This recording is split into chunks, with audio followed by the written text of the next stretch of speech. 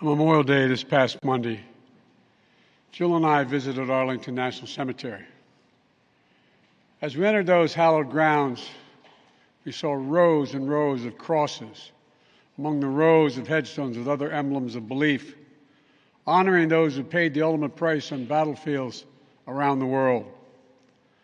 The day before, we visited Uvalde, Texas.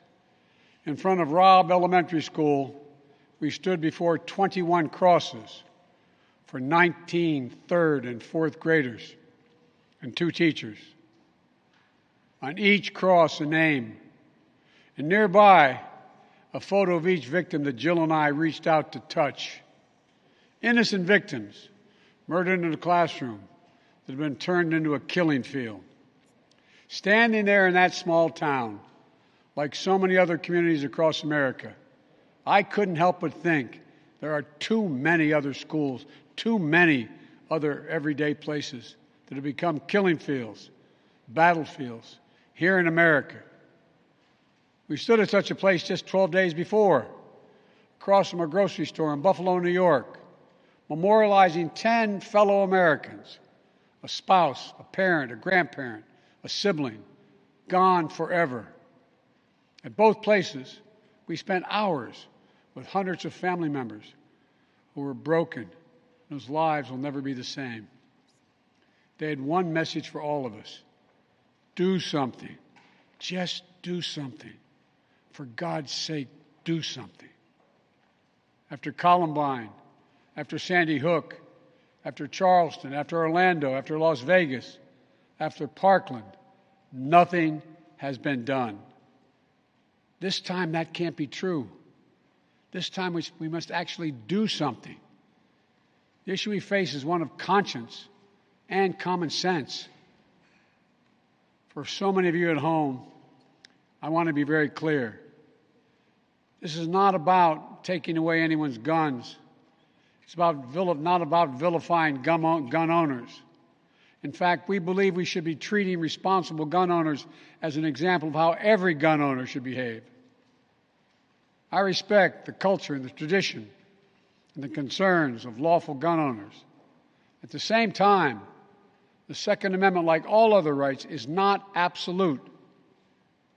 It was Justice Scalia who wrote, and I quote, "Like most rights, the rights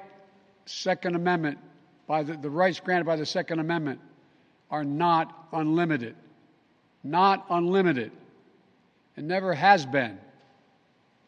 There have always been limitations on what weapons you can own in America.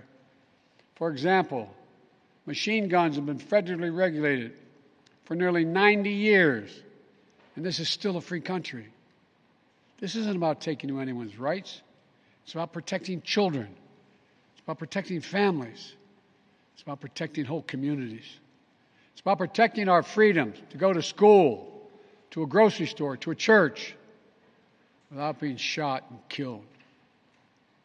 According to new data just released by the Center for Disease Control and Prevention, guns are the #1 killer of children in the United States of America. The #1 killer. More than car accidents, more than cancer. Over the last 2 decades, more school-age children have died from guns than on-duty police officers and active-duty military combined. Think about that. More kids than on-duty cops killed by guns. More kids than soldiers killed by guns. For God's sake, how much more carnage are we willing to accept? How many more innocent American lives must be taken before we say enough, enough? I know that we can't prevent every tragedy, but here's what I believe we have to do. Here's what the overwhelming majority of American people believe we must do. Here's what the families in Buffalo and Uvalde in Texas told us we must do. We need to ban assault weapons and high-capacity magazines. And if we can't ban assault weapons, then we should raise the age to purchase them from 18 to 21. Strengthen background checks. Enact safe storage law and red flag laws. Repeal the immunity that protects gun manufacturers from liability. Address the mental health crisis deepening the trauma of gun violence and as a consequence of that violence. These are rational, common sense measures. Here's what it all means. It all means this. We should reinstate the assault weapons ban on high-capacity magazines that we passed in 1994 with bipartisan support in Congress and the support of law enforcement. 9 categories of semi-automatic weapons were included in that ban, like AK-47s and AR-15s.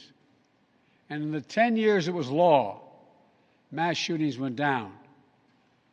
But after Republicans let the law expire in 2004, and those weapons were allowed to be sold again, mass shootings tripled. Those are the facts. A few years ago, the family of the inventor of the AR-15 said he would have been horrified to know that its design was being used to slaughter children and other innocent lives instead of being used as a military weapon on the battlefields as it was designed. That's what it was designed for. Enough. Enough. We should limit how many rounds a weapon can hold. Why, in God's name, should an ordinary citizen be able to purchase an assault weapon that holds 30-round magazines that let mass shooters fire hundreds of bullets in a matter of minutes?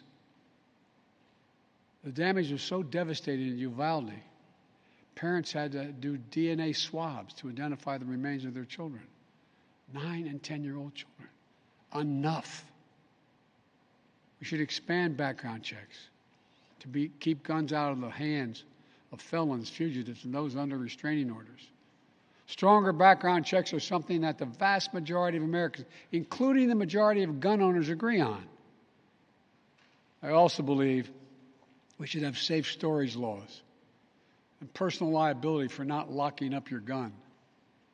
The shooter in Sandy Hook came from a home full of guns. They were too easy to access.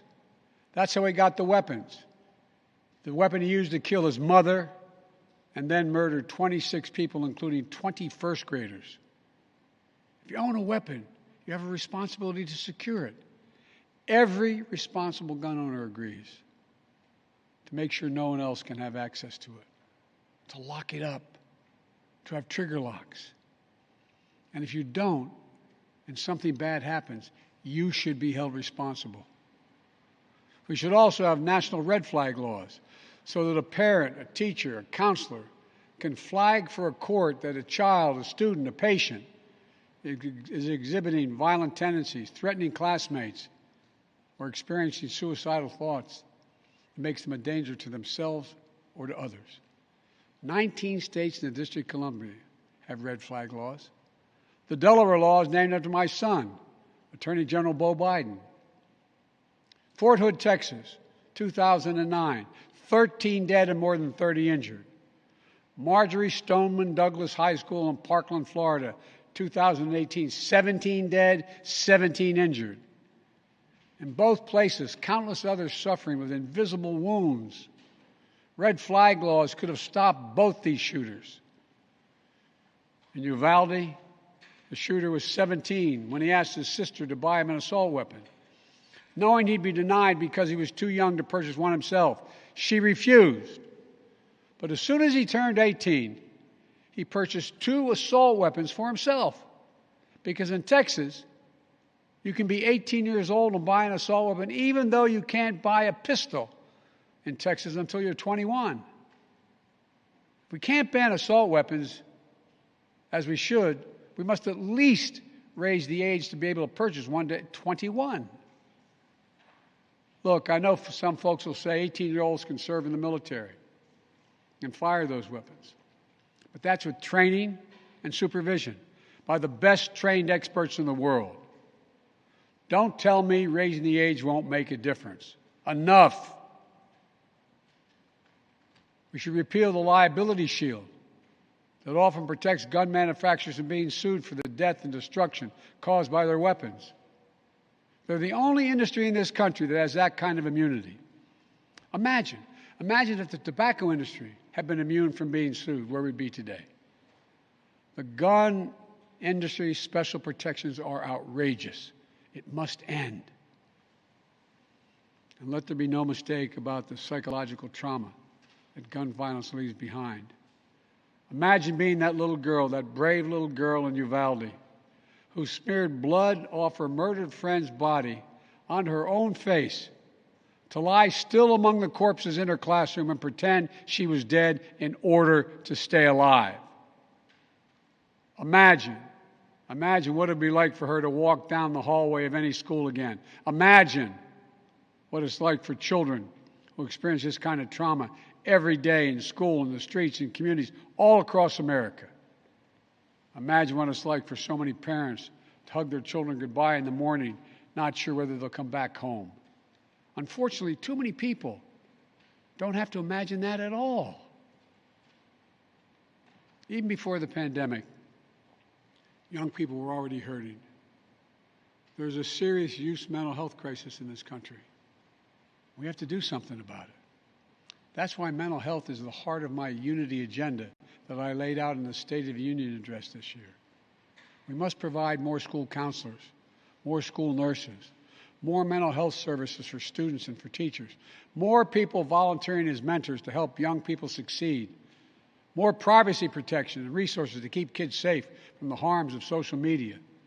This unity agenda won't fully heal the wounded souls, but it will help. It matters. I just told you what I'd do. The question now is, what will the Congress do? The House of Representatives has already passed key measures we need. Expanding background checks to cover nearly all gun sales, including at gun shows and online sales. Getting rid of the loophole that allows a gun sale to go through after 3 business days, even if the background check has not been completed.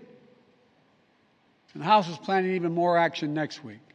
Safe storage requirements, the banning of high-capacity magazines, raising the age to buy an assault weapon to 21, federal red flag law, codifying my ban on ghost guns that don't have serial numbers and can't be traced, and tougher laws to prevent gun trafficking and straw purchases.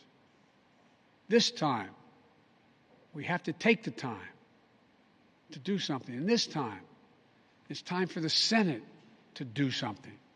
But as we know, in order to get anything done in the Senate, we need a minimum of 10 Republican senators.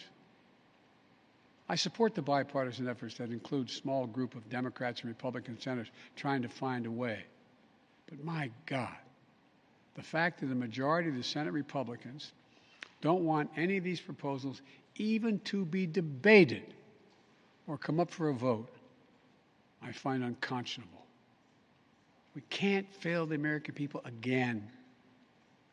Since Uvalde, just over a week ago, there have been 20 other mass shootings in America, each with 4 or more people killed or injured, including yesterday at a hospital in Tulsa, Oklahoma. A shooter deliberately targeted a surgeon using an assault weapon he bought just a few hours before his rampage that left a surgeon, another doctor, a receptionist, and a patient dead and many more injured. That doesn't count the carnage we see every single day. It doesn't make the headlines. I've been in this fight for a long time. I know how hard it is, but I'll never give up. And if Congress fails, I believe this time a majority of the American people won't give up either. I believe the majority of you will act to turn your outrage into making this issue central to your vote. Enough, enough, enough. Over the next 17 days, the families in Uvalde will continue burying their dead. It will take that long in part because it's a town where everyone knows everyone. And day by day, they will honor each one they lost. Jill and I met with the owner and staff of the funeral home as being strong to take care of their own. And the people of Uvalde mourn as they do over the next 17 days. What will we be doing as a nation? Jill and I met with the sister of the teacher who was murdered and whose husband died of a heart attack 2 days later, leaving behind 4 beautiful orphaned children, all now orphaned. The sister asked us, what could she say? What could she tell her nieces and nephews? the most heartbreaking moments that I can remember. All I could think to say was, I told her to hold them tight. Hold them tight. After visiting the school, we attended Mass at Sacred Heart Catholic Church with Father Eddie. In the pews, families and friends held each other tightly. As Archbishop Gustavo spoke, he asked the children in attendance to come up on the altar and sit in the altar with him as he spoke. There wasn't enough room, so Mom and her young son sat next to Jill and me in the first pew. And as we left the church, a grandmother who had just lost her granddaughter passed me a handwritten letter. It read, quote, "Erase the invisible line that is dividing our nation. Come up with a solution and fix what's broken and make the changes that are necessary to prevent this from happening again." End of quote. My fellow Americans, enough. Enough. It's time for each of us to do our part. It's time to act for the children we've lost, for the children we can save, for the nation we love. Let's hear the call and the cry. Let's meet the moment. Let us finally do something. God bless the families who are hurting. God bless you all. From a hymn based on the 91st Psalm sung in my church. May He raise you up on eagle's wings and bear you on the breath of dawn. Make you to shine like the sun and hold you in the palm of His hand. That's my prayer for all of you. God bless you.